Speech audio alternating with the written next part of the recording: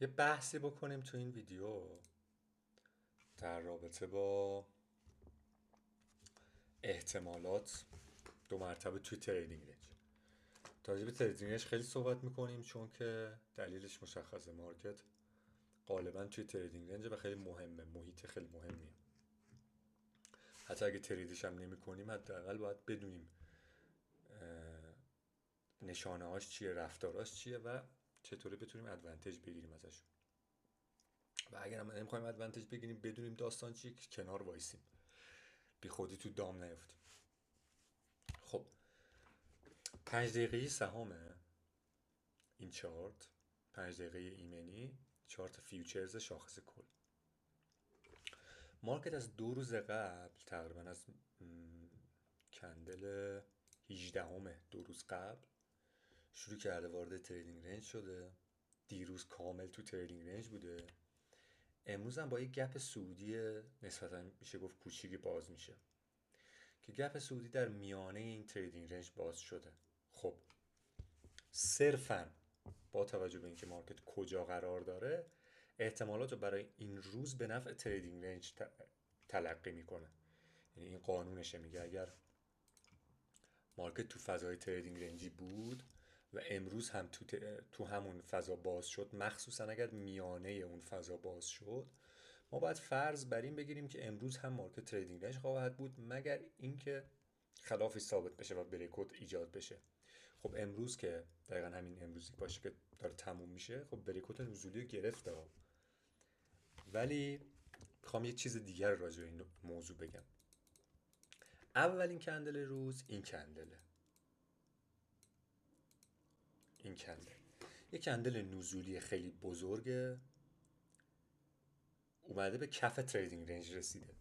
خب اولین چیزی که به ذهن متبادر میشه توی این فضا و این یه همچین بریکوتی، یه همچین کلایمکسی، سل وکیومه. یعنی یک حرکت قدرتمند به کف تریدینگ رنج که احتمالاً فیل میشه. یعنی اولین چیزی که به ذهن میرسه اینه. کندل شماره 2 کندل سعودی قدرتمنده. خب اینجا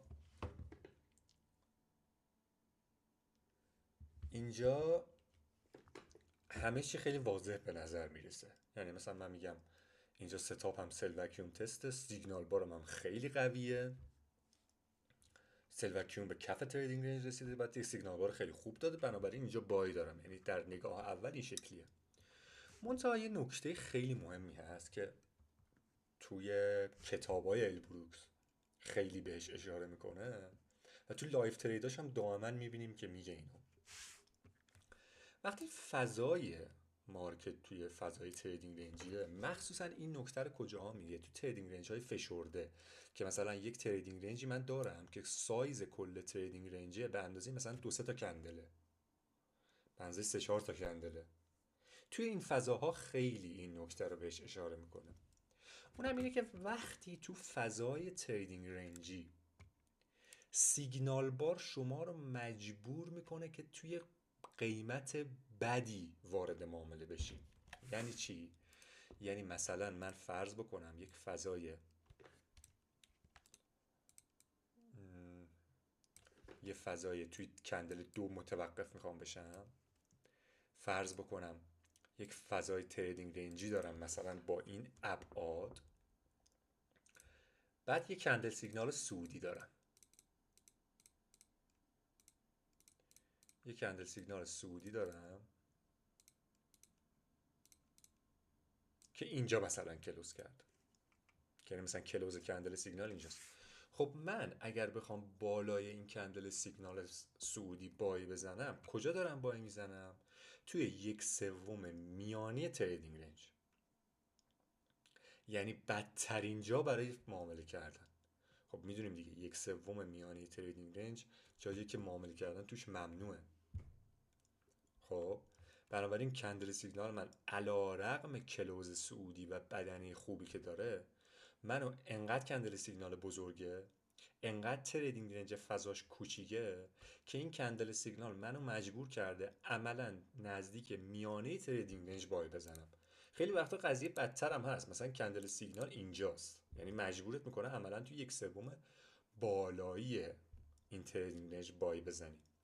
البروکس راجع به این کندلای سیگنال میگه که این کندلای سیگنال غالبا ترپن. یعنی نه تنها این کندلای سیگنال بای نیستن، که این کندلای سیگنال سلن. یعنی اگر فضای تریدینگ رنجی داشته باشم، یک کندل سیگنال این چنینی که مثلا اینجا تایش کلوز کرده و یک کندل سیگنال سعودیه، نه تنها اینو نباید بای بزنم که باید سقفش سل لیمیت بذارم. چرا؟ چون احتمالاً این ترپه. چرا ترپه؟ چون کانتکست تریدینگ رنجه و الان تو یک سوم بالای تریدینگ رنجم. دقیقاً مشکلی که این کندل سیگنال داره، یعنی علیرغم اینکه ستاپ اوکیه، سل وکیوم تست داره به کف تریدینگ رنج، کندل سیگنال عملاً شما رو مجبور میکنه توی یک سوم میانی این فضای تریدینگ رنجی بای بزنی. بنابراین تو همین نقطه اینجا شما رو مشکوک باید بکنه به اینکه نکنه این کندل سیگنال ترپ سعودی باشه و بخواین از این ادوانتیج هم حتی بگیریم. کندل بعدی هم کندل سعودیه، یعنی دو تا کندل سعودی که مومنتوم خوبی دارن، اما با توجه به اینکه کندل سیگنال و جایی که این اتفاق داره میفته بسیار بده، احتمالاً این دوتا کندل سعودی بول ترپ اوپن مارکت هستن. یعنی خیلیا بالای همین کندل یا کلوز کندل اینتری بار نه تنها بای نمیزنن که اینا رو سل میزنن. برای اینکه مشکوک به این موضوع هستن که احتمالاً این ستاپ که خیلی در ظاهر خوب به نظر میرسه یک ستاپ ترپ هست. که مارکت چه اتفاق افتاده؟ از همون کندل شماره 2 سلاف گرفته. حالا اینکه بریکوت زیر تریدینگ رنج گرفته و رفته پایین کار ندارم، ما منظورم اینه که در عرض چند کندل همین ستاپی که در ظاهر یک ستاپ خوب به نظر میرسید فیل شد. بنابراین خیلی مهمه که کندل سیگنال ها رو علاوه بر ظاهر خود کندل سیگنال از این جهت همیشه ارزیابی بکنیم که این کندل سیگنال شما رو کجا وارد معامله میکنه. اگر ورودی کندل سیگنال در سقف یا میانه تریدینگ رنج هست باید ایگنورش کنیم. یعنی حتی اگر نمیخوایم سل بزنی بالاش، بهتر اینه که ایگنورش بکنیم. حالا اینجا چه اتفاق افتاده؟ یعنی افرادی که کلوز اینتری بار رو بای زدن، یعنی کلوز کندل دنبال کننده یا حالا کیبار یا حالا هر چی که اسمشو میذارین، کسانی که کلوز این کندل دوم بای زدن، کندل بعدی کندل نزولی بوده، قاعدتا ناامید شدن، دیساپوینتد شدن از این مسئله که این شروع یک روند صعودیه، خواستن سر به سر خارج شن. ببین اینجا چه اتفاقی افتاده. این شادویی که این کندل داره، یعنی کندل شماره رو بزنم، کندل 4-5، کندل شماره 5 داره، دقیقاً رسیده به این کلوز و آمده پایین. یعنی شما اگر لیمیت بریک ایون تو میذاشتی روی این کلوز این کندل، یعنی مثلا فرض کن رو کلوز این کندل بای زدی، این کندل شماره 4 رو دیدی، ناامید شدی، میخوای بریک ایون بیای بیرون، میای تیپی تو دقیقاً میذاری رو ورودیت. توی فیوچرز واسه اینکه بریک ایون بتونی بیای بیرون، مارکت باید یه تیک بره بالاتر از ورودیت. یعنی این شادوه اگه یه تیک بره بالای این ورودی این کلوز این کندله، شما تردت بریک ایون میاد بیرون. چه اتفاقی افتاده؟ بلافاصله رسیده به این کلوزه و رفته پایین. یعنی حتی به بایرهایی که کلوز کندل شماره 3 یا همین اینتری بار رو بای زدن اجازه نداده بریک ایون بیان بیرون. یعنی کاملا ترپ شدن توی مارکت و همین مسئله انرژی لازم رو ایجاد کرده برای سلاف بعدی. حالا اینکه این مسئله میتونه ربط داشته باشه به بریک نزولی بعدش یا نه من نمیدونم، من صرفا راجع به این طرف بودن این موضوع دارم حرف میزنم که میشه ادوانتج گرفت برای کف تریدینگ. یعنی الان تو این لحظه مارکت همچنان تو تریدینگ، تو هیچ وقت نمیتونی اینو پیش بینی کنی که الان میخواد رو پایین بریک کنه. اما خیلیا با احتساب اینکه این احتمالاً بول ترپ هست، آوردن حداقل برای یه اسکلپی به کف تریدینگ رنج سل زدن. خب این اتفاق هم افتاده، یعنی به کف تریدینگ رنج رسیده و این کندل سعودی نشونن دهنده اینه که خیلیا بلا فاصله که رفته زیر این کندل سیگناله، مارکت رفته بالا. یعنی چی؟ یعنی خیلیا که تو این فضا، تو اینجا تا اینجا سل زده بودن برای این ستاپ، اینجا سیو سود کردن. حالا در ادامه مارکت بره که نزولی گرفته که حالا بریک نزولی هم بحث داره دیگه که چجوری میخوای مثلا بریکوت رو معامله کنی، اون بحث جداست. ولی خیلی باید توجه بکنیم به این مسئله که کندل سیگنال فقط صرف ظاهرش نیست، اینکه کندل سیگنال در کجا قرار گرفته، تو چه محیطی قرار گرفته، بسیار حائز اهمیت. این از این. یه نگاهی هم به طلا بندازم. طلا چون خیلی دو روزه نوسان داشته، نگاه بکنیم که چیکار داره میکنه. کندل ویکلی الان چقدر مونده؟ 2 روز مونده کندل ویکلی کلوز کنه. کندل ویکلی الان فعلا یه کندل نزولیه، اما حتی اگر این کندل، این نظر کلی بخوام بدم، این کندل یه کندل نزولی قدرتمندم باشه، احتمال اینکه از اینجا سلاف قدرتمندی رو به پایین داشته باشیم فعلا خیلی کمه. چرا؟ چون اگه اینجا بخواد سلاف بگیره، عملا مارکت تبدیل به وی تاپ میشه.